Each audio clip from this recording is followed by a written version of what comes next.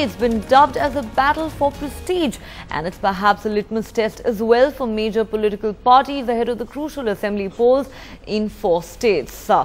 By-elections are being held today for 3 Lok Sabha and 33 assembly constituencies spread across 10 states. The 3 Lok Sabha by-polls are in Vadodara in Gujarat, Mainpuri in Uttar Pradesh and Medak in India's youngest state of Telangana. While assembly by-polls are being held in 11 constituencies in UP, 9 in Gujarat, 4 in Rajasthan, 2 in West Bengal, 3 in Assam and 1 each in Tripura, Sikkim, Chhattisgarh and Andhra Pradesh. Gujarat's Vadodara seat was vacated by Prime Minister Narendra Modi, who retained the Varanasi Lok Sabha seat instead. The stakes are high for the BJP, the Congress and the Samajwadi Party in Uttar Pradesh after the BJP's near total sweep of the 80 seats in the Lok Sabha polls just 4 months ago. While the BJP would hope to continue its winning streak, the other 2 parties would desperately be hoping for a comeback.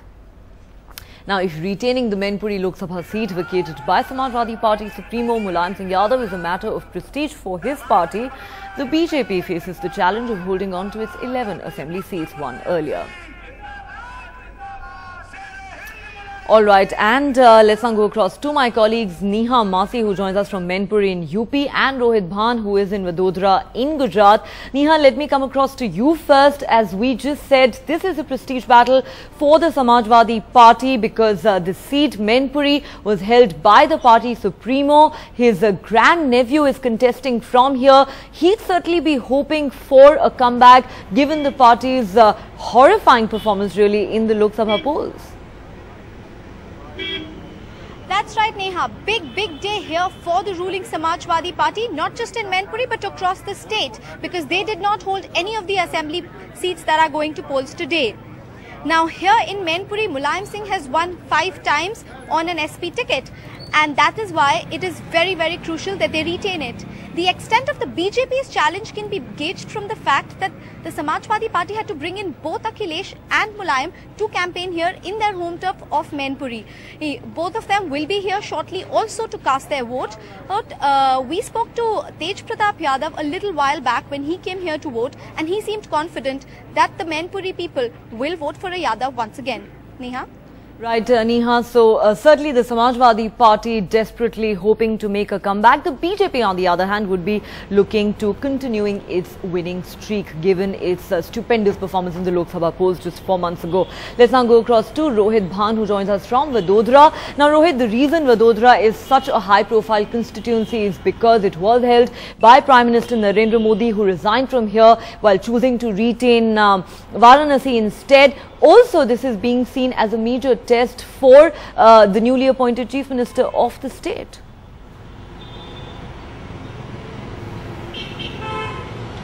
That's right. In fact, in the last 1 decade, it will be for the first time that an elections will be held in Gujarat without Narendra Modi at the helm of affairs. And that's why it's become so critical for the incumbent Chief Minister Anandiben Patel to register a good performance in these by-polls. 9 state assemblies going to the polls and 1 Lok Sabha constituency.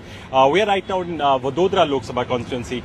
The BJP would be hoping that it registers the kind of turnout which it registered during the May polls. But as happens in by-election, there's generally a very low voter turnout, and given the fact that the campaign to these by-elections have been very low profile, low key, and also because of the incessant rains, the flood-like situation in Vadodara, that has really impacted not just the campaign but also the political parties are fearing that it could also impact the turnout for these votes, and that will be crucial once the votes are counted. Now, we are just 2 hours into, almost 2 hours into the voting.